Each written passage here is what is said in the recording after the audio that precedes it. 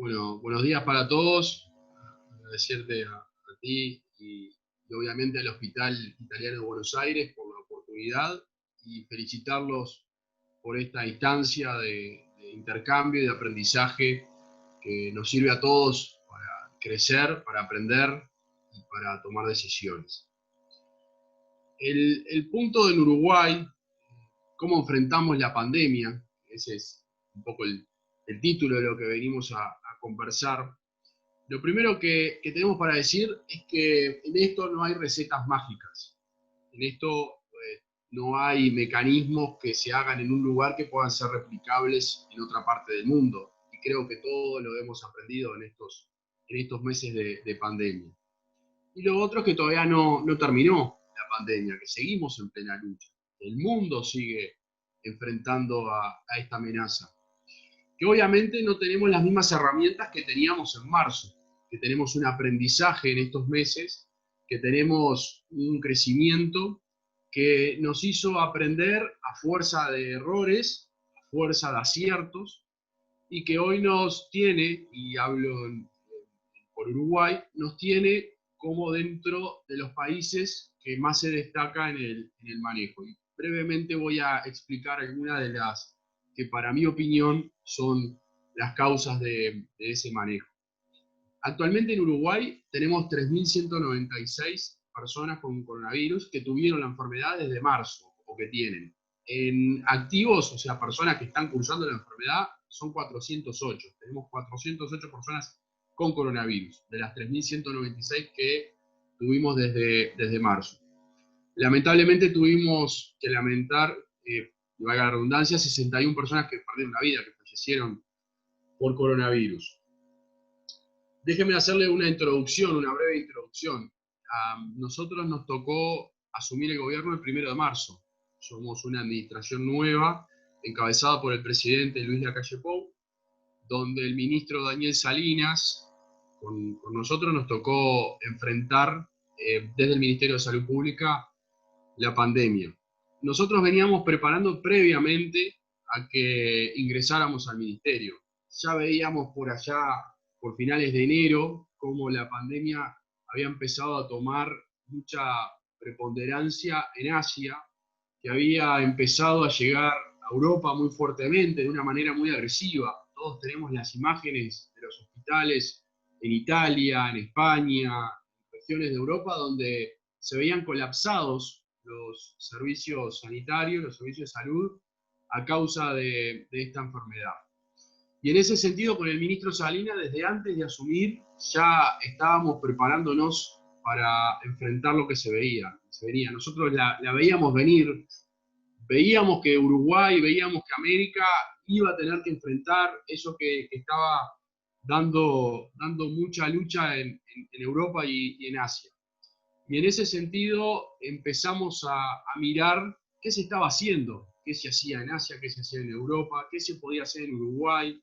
Empezamos a conversar con actores de preponderancia. El ministro Daniel Salinas mantuvo reuniones con el Instituto Pasteur para aprender del virus, un virus totalmente desconocido para la humanidad, en el cual todos teníamos que aprender y esforzarnos.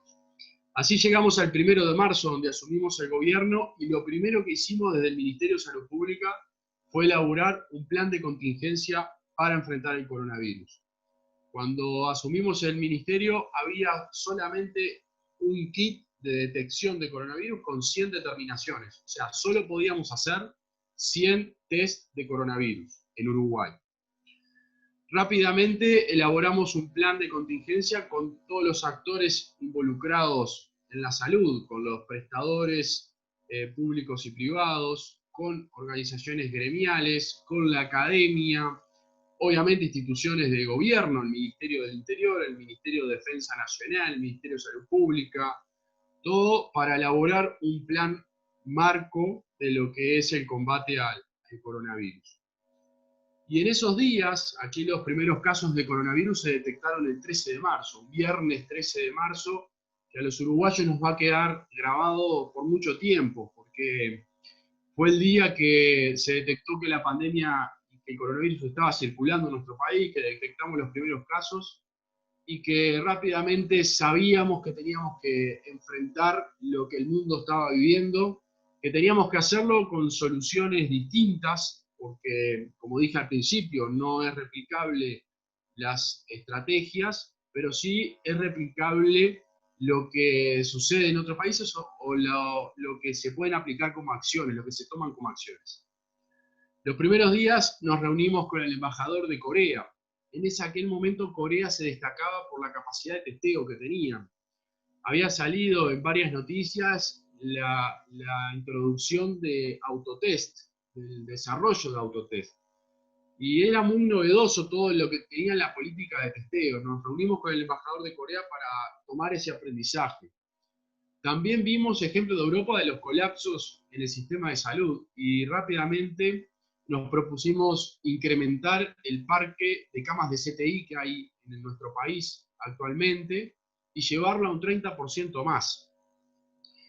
En realidad y en definitiva, las acciones que nosotros tomamos en marzo, antes que llegara los primeros casos y inmediatamente después que se detectaron los primeros casos, sirvieron de mucho para poder tener la evolución favorable que tenemos.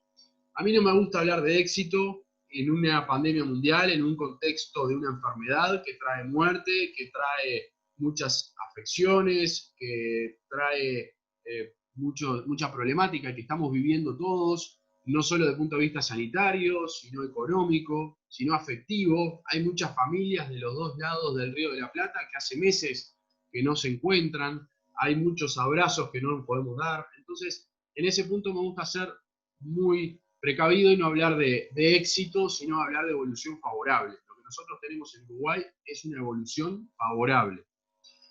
Y volviendo a lo que era en marzo, liderados por el presidente Luis Lacalle Pou, se tomaron una serie de acciones de aislamiento de alto impacto, medidas de aislamiento de alto impacto, que son las que sirvieron como marco para poder prepararnos en esos 45 días y preparar lo que es el sistema sanitario.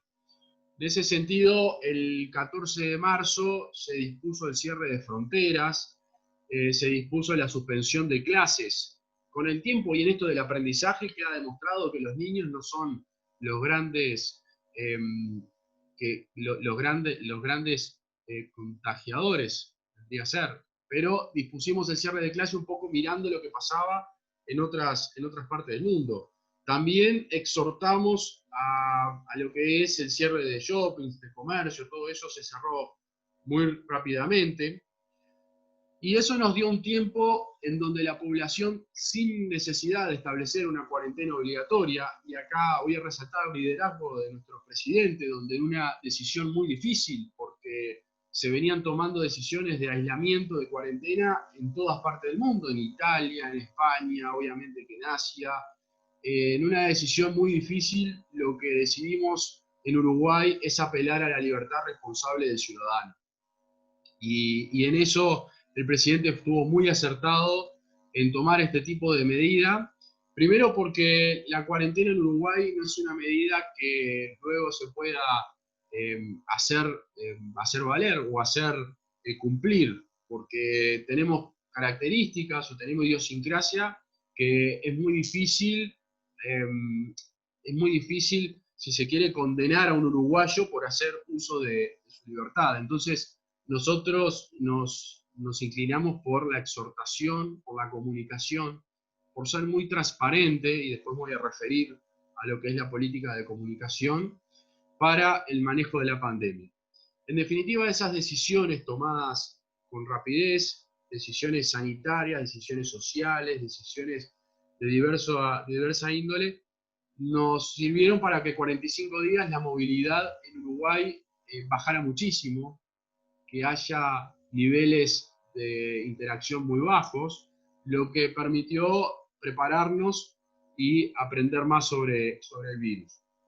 También las condiciones preexistentes que hay en Uruguay. Nosotros tenemos una red de agua potable que alcanza a casi la totalidad del territorio nacional. Eso permite una correcta higiene. Tenemos un sistema nacional integrado de salud que se remonta a más de un siglo de su existencia, con mutualistas, con prestadores públicos y privados que están en todo el territorio nacional, tiene una extensión, la cobertura en Uruguay, tenemos una cobertura universal, y tenemos algo muy novedoso, que fue un invento uruguayo de hace 40 años, que son las emergencias móviles con médico, que son las cámaras prehospitalarias, las emergencias que van a domicilio a atender a las personas con médico dentro de la ambulancia. Y también la atención de médico de radio de esta mujerita, o sea, la atención domiciliaria. Esto permitió que las personas no vayan a los centros de salud en caso de tener síntomas, en caso de tener alguna patología o alguna consulta a los médicos. Esto también porque veíamos que en Europa se estaban colapsando los hospitales porque la gente acudía en masa y también por la internación en gran cantidad que había. Entonces, dispusimos la atención domiciliaria, desarrollamos herramientas tecnológicas que también voy a detallar, como la teleasistencia, la teleconsulta, que lo hicimos con herramientas desarrolladas y también a la uruguaya, con el WhatsApp, con la videoconferencia, con la videollamada, y también es una herramienta válida, o sea, utilizamos todas estas herramientas para beneficio del ciudadano. En definitiva, estas decisiones también con algo muy importante. La estrategia en Uruguay se basa en 3 pilares: testeo, seguimiento epidemiológico y aislamiento. Esta estrategia es la que nosotros propiciamos desde el principio y fortalecimos la División de Epidemiología del Ministerio de Salud Pública, fortalecimos con recursos humanos, con capacitación para hacer el seguimiento epidemiológico. Nosotros desde el 13 de marzo tenemos que a cada persona contagiada le hacemos el seguimiento de sus contactos de los últimos 7 días y disponemos su aislamiento. Esto es algo que después con el tiempo lo empezaron a hacer en otras partes del mundo, pero es muy difícil hacerlo cuando la enfermedad ya está muy avanzada. Nosotros lo hicimos desde el primer momento, con los primeros contagios, lo que hicimos fue disponer el aislamiento de sus contactos. En ese sentido, lo que tenemos es una trazabilidad de la persona para saber en dónde estuvo y que esas personas no contagien. Un testeo masivo desarrollamos, y acá quiero abrir un paréntesis porque es algo muy importante. Ustedes recuerdan que por allá por marzo, abril, había una dependencia muy fuerte de equipamiento, de insumos del extranjero, de países productores, que al haber dependencia en todo el mundo y al no haber disponibilidad, los equipos de protección, los kits diagnósticos, los hisopos quedaban retenidos en los países donde estaban en tránsito. Y esto era un problema para los países como Uruguay, países chicos, países dependientes, países que no tenemos producción, que no tenemos un mercado en cantidad y en volumen que sea atractivo, por lo que algo que hicimos y que nosotros nos vanagloriamos es el desarrollo del test nacional. Y aquí quiero hacer un reconocimiento al Instituto Pasteur, a la ciencia, a los desarrolladores uruguayos que en conjunto con el Ministerio de Salud Pública, en conjunto con la Universidad de la República, desarrollaron el test nacional para detectar coronavirus. Eso nos libró de la dependencia internacional del testeo. Pero no nos quedamos ahí y también dimos un paso más y desarrollamos con la Facultad de Química los hisopos necesarios para realizar el test de coronavirus. Quiere decir que teníamos toda la cadena de diagnóstico desarrollada con desarrollo nacional, y eso nos permitió estar dentro de los primeros lugares en cantidad de test por habitante. Uruguay hace una cantidad impresionante de testeo y es lo que nos permite también tener un diagnóstico y tener a los casos ya diagnosticados tempranamente. Tenemos un porcentaje de positividad de alrededor del 1,5%. Estuvimos en el 1, oscilando el 1% hace un tiempo, ahora aumentamos un poquito, pero es un porcentaje muy bajo comparado con el resto del mundo. Quiere decir que hacemos más test de los que sean necesarios para poder localizar casos positivos. Y esos test son todos pagos por el gobierno, son todos pagos por el Estado. Eso hace que haya totalmente independencia para los médicos, para las instituciones, para todos, de diagnosticar y de mandar a hacer los test. No ahorramos en test, no ahorramos en diagnóstico y aumentamos la capacidad de laboratorios. Actualmente en Uruguay hay más de 25 laboratorios para testear coronavirus. En segundo lugar, con la capacidad de testeo, el seguimiento que yo les hablaba. Fortalecimos la división de epidemiología con rastreadores que hacen un trabajo casi detectivesco, que llaman a los contactos, que los aíslan, que le dan recomendaciones, que estudian cuáles tienen síntomas, qué síntomas tienen. Tenemos un trabajo de epidemiología muy serio, muy acabado, que nos dan información de calidad para el manejo del coronavirus en Uruguay. Y el aislamiento preventivo que les decía. Desde el punto de vista sanitario, con la declaración de emergencia, lo que hicimos también fue proteger a los trabajadores, proteger a los trabajadores de la salud. Tenemos pronto, y no lo tuvimos que usar, un plan de contingencia de recursos humanos. En Uruguay se da una característica muy especial que es el multiempleo. Y eso también nos ha traído algún problema en instituciones de salud cuando se contagiaba una persona y luego acudía a otros centros de salud. Tenemos pronto un plan de contingencia para recursos humanos. Una cosa que hicimos del Ministerio de Salud Pública también es ir adelantándonos a los pasos que daba a nivel mundial la Organización Mundial de la Salud. Y dispusimos el uso del tapaboca obligatorio en espacios cerrados y en el transporte antes que saliera la recomendación de la OMS. Esto también en base a nuestro asesoramiento de los científicos, que veíamos que el contagio en espacios cerrados, en distancias de corta distancia, era muy avanzado, por lo cual teníamos que tomar medidas para evitar el contagio. Todas las medidas que tomamos del Ministerio de Salud Pública son en conjunto con un grupo científico. Nosotros le dimos a la ciencia un lugar de preponderancia y creamos a nivel de gobierno un grupo asesor científico honorario con destacadas personalidades de la ciencia, universitarios, donde tenemos un grupo de trabajo, que es un grupo muy potente, que nos provee a nosotros de insumos para poder tomar decisiones en el marco de certeza. Recordemos que en el campo de coronavirus estamos todos aprendiendo día a día y las herramientas que estamos utilizando no son las mismas que utilizábamos hace meses. Las recomendaciones que estamos haciendo no son las mismas que hacíamos hace meses. Entonces, en este aprendizaje mundial es muy importante el lugar que tiene la ciencia y que desde el país le estamos dando. En invierno, que tuvimos que atravesar esta estación muy complicada en todos los años por el tema de las enfermedades respiratorias y por el incremento de las consultas a los médicos, nos propusimos duplicar la vacunación antigripal. Esto no es directamente el combate al coronavirus, pero nos sirvió muchísimo, porque duplicamos la cantidad de personas vacunadas contra la influenza y eso hizo que descendieran las consultas por enfermedades respiratorias, las internaciones y los fallecimientos. Entonces, liberamos camas de CTI, liberamos capacidad en los hospitales, gracias también a la buena vacunación antigripal que tuvimos.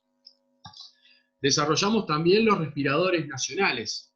En esa dependencia que les hablaba, desarrollamos un prototipo y producción de respiradores nacionales que no los tuvimos que utilizar, pero los tenemos. Compramos y adquirimos un 30% más de respiradores para incrementar las camas de CTI, sobre todo en el prestador público, en la mutualista pública, en el interior del país, donde había lugares donde no teníamos capacidad de CTI. Todas estas medidas sanitarias también, y es el segundo punto que les quiero hablar, van de la mano de tener un equipo compacto, un equipo de gestión y un liderazgo compacto. Primero, dentro del Ministerio de Salud Pública. A nosotros nos tocó asumir en un contexto de pandemia en donde ni el ministro ni yo teníamos relación directa en el ministerio, sino que tuvimos que insertarnos, aprender a conocernos, aprender a trabajar en este contexto y armar un equipo sólido. Nosotros estamos orgullosos de los trabajadores del Ministerio de Salud Pública, de los funcionarios, así como todos los trabajadores de la salud del Uruguay. Ese equipo compacto y sólido también se da a nivel de gabinete de gobierno. El presidente Luis Lacalle Pou tiene un equipo de gobierno, tenemos un gabinete muy sólido, muy compacto, donde hay un trabajo interinstitucional que se da ejemplo y se visibiliza, por ejemplo, en lugares de vulnerabilidad. Cuando tenemos casos en asentamientos irregulares, cuando tenemos casos en una situación de precariedad, ahí actúa el gobierno rápidamente con las instituciones. El Ministerio de Desarrollo Social, los servicios de salud del Estado, el Ministerio de Salud Pública, el SINAE, que es el Sistema Nacional de Emergencia, donde también confluye todo lo que es la emergencia sanitaria. Actuamos rápidamente para dar una atención y para dar respuesta a la emergencia en los contextos de vulnerabilidad. También en los residenciales de ancianos. Nosotros veíamos que en Europa, sobre todo, cuando la enfermedad entra a estos tipos de establecimientos, causa estragos por las características de la población que allí reside, las comorbilidades que tienen, las enfermedades previas, y también por el rápido contagio, el fácil contagio que allí se da. Dispusimos en Viceministro. Sí, discúlpame. Sí, 5 minutos, José Luis. Bueno, 5 minutos nos quedan, José Luis. Vamos redondeando. Gracias. Te contaba que en estos lugares de vulnerabilidad dispusimos un plan de atención médica con los prestadores que fue único en Uruguay.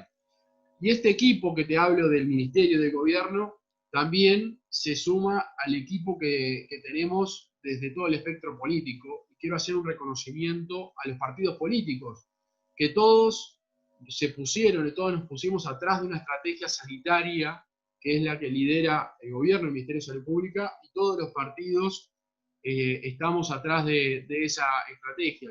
El coronavirus en Uruguay no se utilizó y no se utiliza como bandera política, no se utiliza para hacer política.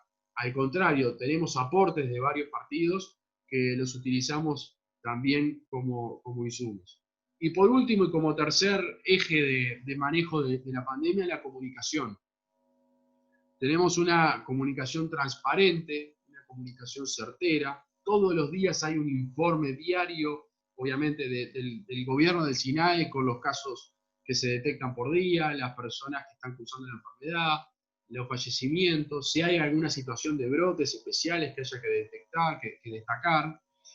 Y también lo que son las conferencias del presidente de la República. Yo no sé en cuántos países o en cuántas partes del mundo el presidente de la República semanalmente o cada 10 días o cada 15 días emite una conferencia abierta a todos los medios de prensa, donde cualquier medio del país puede preguntar libremente al presidente de la República o a los ministros lo que considere relevante. Y esto es algo muy trascendental. También que hemos utilizado herramientas tecnológicas para la comunicación, como las redes sociales, los TikTok, por Instagram, por Facebook. Hemos utilizado todas las herramientas para poder llegar a todos los públicos. El desarrollo, y acá quiero hacer también un paréntesis porque está los compañeros de Salud UY, el desarrollo de las herramientas tecnológicas. El domingo 15 de marzo tuvimos una reunión a las 10 de la mañana donde reunimos a desarrolladores privados, Salud UY, AGESIC, que son instituciones gubernamentales en el caso de AGESIC, de desarrollo de tecnología en el caso de Salud UY, donde nos propusimos desarrollar una herramienta de comunicación a través de una aplicación. Y desde ahí la persona puede hacer seguimiento médico, puede tener contacto con el prestador.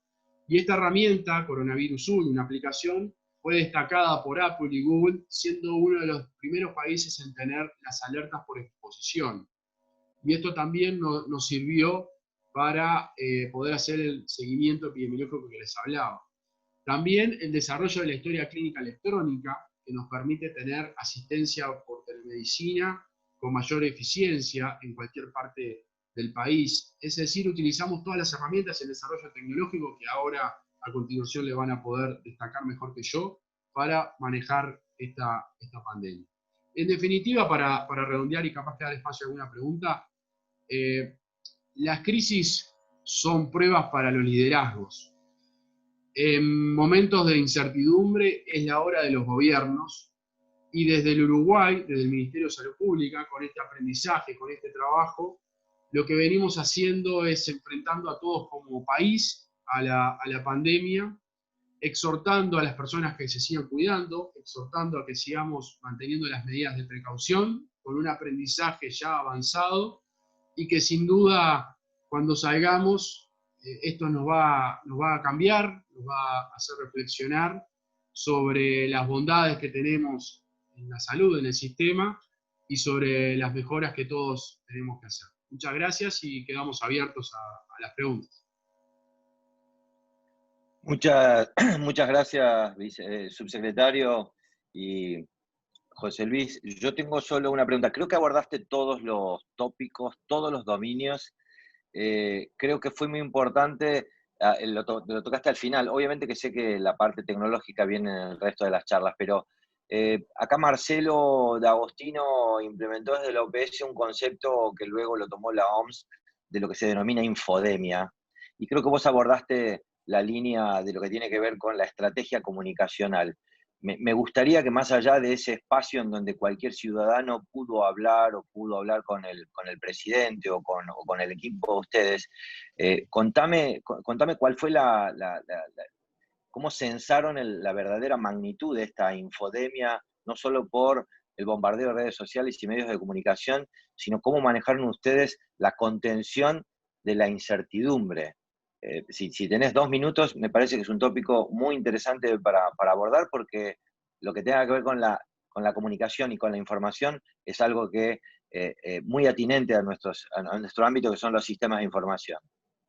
Muchas gracias, Daniel. Y esa crisis de incertidumbre la enfrentamos con transparencia. Desde el gobierno contamos a la población qué estamos haciendo y cuáles son los pasos que seguimos.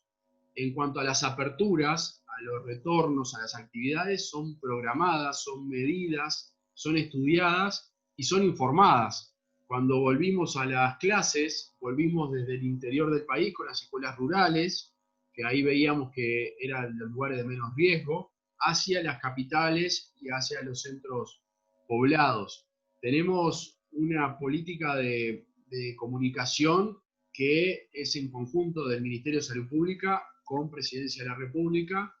Nuestras apariciones en medios no son de una manera que se dan todos los días, sino que hay una línea de seguimiento de comunicación que va desde el Presidente de la República, el Ministro de Salud Pública, el lugar que nos toca a nosotros y el resto de los directores, que es una línea muy clara de comunicación que sigue una estrategia que va en la línea de transparentar decisiones e información. Y también en ese sentido es de destacar el trabajo que realiza el Grupo Asesor Científico Honorario, que desde el punto de vista científico informan y también nos hacen aprender a todos como población de lo que sucede con la pandemia y de lo que sucede en nuestro país. En ese sentido, nosotros utilizamos todas las herramientas, las redes sociales, como te decía, los comunicados diarios de prensa, las conferencias abiertas a todos los medios de prensa y una unidad de mensaje que es una unidad de todo el gobierno. Actuamos como una sola unidad comunicacional. Bien, muchas gracias. Marcelo, vos tenías una pregunta también y después tenemos acá un comentario de alguien de la audiencia y con eso ya damos paso a la próxima sesión. Pero Marcelo, te cedo la palabra.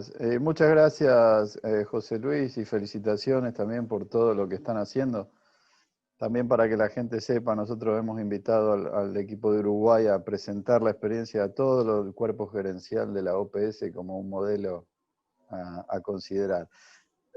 Una pregunta muy en la línea de lo político y una muy cortita en lo técnico. En lo político, muchos países tomaron la decisión de abrir fronteras al turismo y entendemos que Uruguay no. Entonces, si pudiera explicar un poquito la racionalidad atrás de esa decisión, sobre todo porque usted menciona este vínculo y esta conexión constante con la comunidad científica que los asesora. Y la otra pregunta, algo muy interesante con lo que usted comenzó de que no hay recetas mágicas. Ayer el doctor Fernán Quirós se refería a los contextos locales. ¿Cuáles son esos contextos y esas características locales que tiene Uruguay que hicieron que cuando toman referencia de otros países funcionen? Es decir, entender ese contexto local, porque realmente surge la idea ante la necesidad de la gente de decir, ¿por qué no copiamos lo que hace un país? Y muchas veces es imposible, no solo a nivel de copiar lo que hace un país, sino contextos locales de provincias y de municipios. Entonces, ¿cuál es esa especificidad que usted destacaría del contexto local de Uruguay para que todo esto haya funcionado? Gracias. Muchas gracias, Marcelo, y son dos buenos tópicos para tocar. El primero, lo de las fronteras, que no fue una decisión sencilla, como se imaginan, porque atrás de la decisión hay puestos de trabajo, hay familias, hay mucho en juego, pero la evolución favorable que tenemos, hemos visto, y de nuevo, viendo ejemplos en Europa. Europa vivió un verano que le valió un rebrote, que le valió un aumento de casos y un confinamiento posterior, por decisiones de apertura que son muy difíciles de controlar.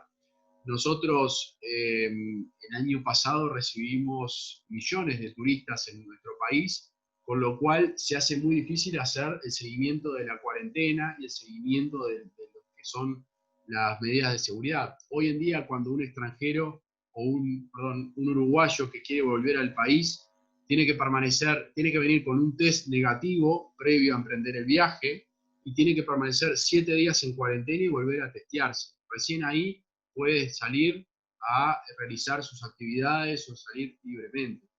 Esto, cuando uno lo pone a consideración del turista, no es atractivo, porque no imaginamos que la mayoría de los turistas vengan a hacer una cuarentena de 7 días. No es real. A su vez, nosotros no somos una isla, estamos insertos en una realidad de Latinoamérica que es una realidad muy compleja en cuanto a la cantidad de contagios. Argentina está luchando fuertemente, Brasil fuertemente también emprendiendo el enfrentamiento al coronavirus, Paraguay con su evolución al principio y luego también con un aumento, en Chile también tiene sus características, y son la mayoría de los países donde Uruguay recibe ese turismo, con lo cual, como te decía, son muy difíciles de hacer cuarentena y muy difícil de hacer seguimiento. Y nosotros entendimos que la apertura de fronteras, y te hablo desde el punto de vista sanitario, no voy a hablar desde el punto de vista económico porque no me compete, ni desde el punto de vista social, desde el punto de vista sanitario, era un riesgo para la evolución y es un riesgo para el mantenimiento del estatus sanitario que tenemos con respecto a la pandemia. Fíjate que estamos teniendo 30 casos por día, 20 casos por día, 50 casos por día. En un contexto de apertura, esos números fácilmente se nos pueden disparar. También teniendo la experiencia de estos meses, donde vemos que muchos casos diarios son gente que viene del exterior, que entra por la frontera seca que tenemos con Brasil, que es un área que a nosotros nos preocupa mucho, porque el virus no entiende de fronteras. Y en nuestra realidad de frontera de Uruguay y Brasil, es una única ciudad que la separa una línea imaginaria. Entonces, en ese sentido, es muy difícil mantener las medidas, y es muy difícil mantener controlado cuando tenemos una frontera seca donde las personas libremente pueden cruzar de un lado hacia el otro. Y con respecto a tu segunda pregunta, las características locales, yo creo que lo que vimos que se hacía bien en otros países los tratamos de adaptar a nuestra realidad nacional. Y lo que vimos que no había dado resultado en otros países lo descartamos de hecho.